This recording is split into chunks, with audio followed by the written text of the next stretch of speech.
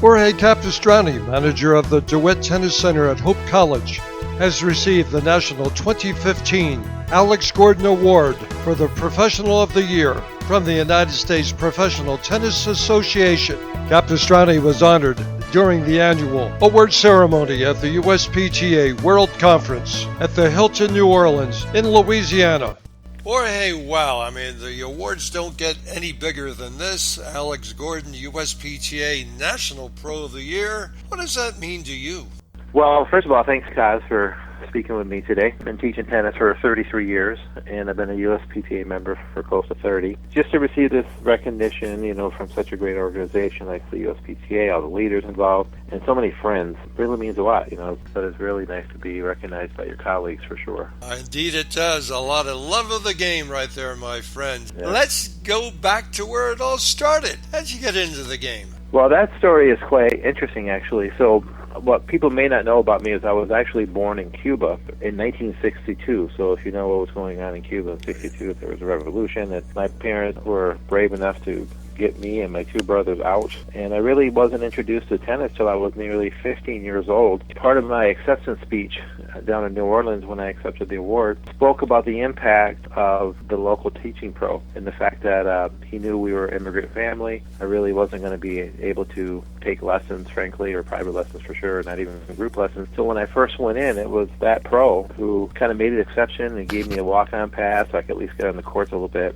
And little did he know that he was changing the trajectory of my life, because all these years later I'm in the game, I'm making an impact, I've coached a lot of good players, and now I get to travel the world speaking at conventions and teaching other coaches how to teach this great game. So that was my beginning. It was kind of a late start to the game. Who was this guy? Was this in Michigan or elsewhere? Yeah, it was in Michigan, and his name was Don Dickinson. Club was Ramblewood Tennis Club. Which I actually know Don. Don has been out in Tucson a number of years, and he's been around. The Bowl, Copper Bowl. He's yes, a lot of, the a lot Copper of big Bowl. tournaments. He's probably most well-known. He was the personal coach of Luke and Murphy Jensen, who were a little bit older than they were. He would have me hit with those guys. They were just little guys, so I could still beat them because they were babies. Obviously, they became quite good and won the French Open doubles championship. Indeed. I'm still friends with those guys. Quite good and quite entertaining. Well, you mentioned you've been in the industry. I knew that for 33 plus years. USPTA member for going on 30 years also. Describe what this organization, USPTA, has added to your life. Well, I think the education. So I love learning. I consider myself a lifetime learner. Last week, when I was at the USPTA World Conference on Tennis in New Orleans, that was my 27th year in a row of going to the World Conference. And, of course, I go to many divisional conferences as well. And you speak at many divisional and world conferences. Yeah. I carved out a little niche for myself as a speaker.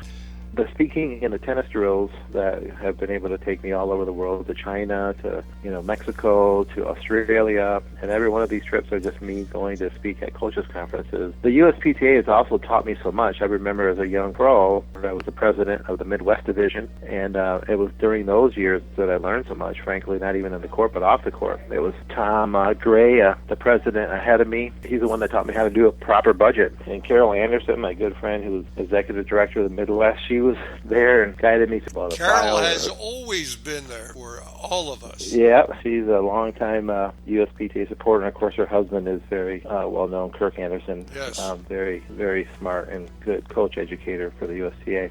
So much of what I've learned came through just USPTA involvement and people I've met and the education I've received, and I don't know where I'd be without it. Well, you're kind of Donald Trump of the USPTA. You are a real entrepreneur. Your lesson programs. Now, this is, my friend, baby, this is up there. You generate over $1 million in lesson income through the programs. Your drills, as we talked about on tennisdrills.tv net, 1,200 drills. Yeah, I have. So there's really two websites I run. The first one, the original one I started was just tennisdrills.tv, and it was born from my own frustration of trying to get enough tennis drills.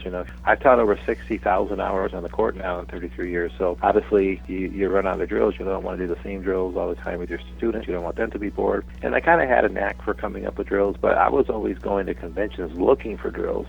And there was many years where I wouldn't find much. So after many times of pestering and asking for more drills, the USPTA said, well, why don't you make a presentation on drills, which I did. And wow, that opened the gates. As soon as I did that, there was tons of offers to come speak here, there, and the other. And that really what kickstarted my thing. All right, you've written 3 books on strategy, on drills, mental toughness. Yeah. One of 10 USPTA and PTR master professionals in the world. You founded 2 tennis academies in Michigan. Where did you get this tennis business tycoon acumen, the drive to do it? Well, I think I've always been pretty ambitious. I've been pretty entrepreneurial just in thoughts, my thinking process. I worked with some great guys that had taught me, like my previous owner, Ben Emden. He was the president of URSA, and he taught me so much of the business side of tennis. And really, before I even started the websites, I started a fairly big tennis t-shirt company called Havana Bob Tennis Shirts. I think I've always had that kind of drive and ambition to do stuff. I'm just kind of wired that way, and I've been fortunate enough to get great support. I mean, I'm so lucky I get so many people supporting me, supporting what I do. Now, there are a number of things, Jorge, that you're very proud about. You produced 185 high school state tennis champions. You've had 3 USTA gold ball winners and 2 college All-Americans. I watched a number of your videos, and they're quite impressive. But one that stands out is the communication to the parents that you're telling the parents they are performing as their kids are playing tennis. Tell us a bit more about the communication to the parents that you've had through the videos, and especially about how they're performing. Yeah, so I appreciate you bringing that up. That video it's one of the free videos on my player's website, JorgeCapestany.com. So in this video, it's a video for tennis parents, and it's titled How to Watch Your Kids Play Tennis, and I go over a whole bunch of things that maybe tennis parents don't realize. I tell the parents that when your child starts to perform on the court, at that very second, you are starting your own performance on the sideline. So if I work with a 10-year-old, and I explain to the 10-year-old, hey, listen, you're going to have during this match some emotions of anger, probably, of frustration, but I expect you to have a great poker face and not show that. I know you're only 10, but we got to start learning these skills. You can't be misbehaving and having poor body posture. I do say that to 10-year-olds, and I expect them to do it. And then I swing over and I look on the sidelines, and I see a 40-year-old father whose body posture is horrible. He's throwing up his arms. He's clearly adding stress to the situation. My view is if I can ask a 10-year-old to perform between the point is another performance, not rest period, then I certainly can ask an adult to make sure they're performing well and looking calm and portraying a good image on the sideline, because I think they're frankly performing just like their kid is. Well, beautiful message indeed. Great stuff there, Jorge. Thank you. You're quite welcome. We touched briefly on your delivery with your colleagues at the USPTA acceptance speech. Other than a very touching part of that story with Cuban background and your arrival here in the States, what was the message? Thanks for letting me speak on that. So we all know that if you teach tennis and you're in that industry, that it's not necessarily a family-friendly profession. In other words, we often go to work around 4 or 5 right after school gets out and our lesson programs begin. And that's when most people are heading home. But what they don't know is that my wife is also a 27-year member of the USPTA. I was thanking her personally for supporting me and allowing me to do all the things I do and the travel and the hours that are weird, for letting me do what I love. And I also had a message to the people in the audience and I kind of actually asked all the spouses to kind of be recognized. My spouse is the spouse of a tennis pro, but so am I.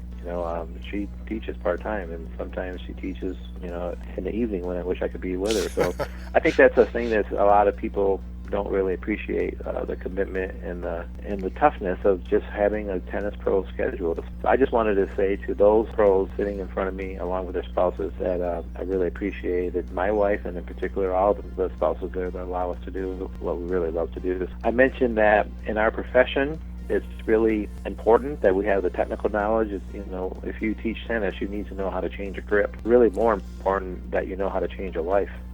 And that's what happened to me. I was a recipient of that with some coaching. And I know that our industry is easy to get burned out in because of the hours and the difficulty.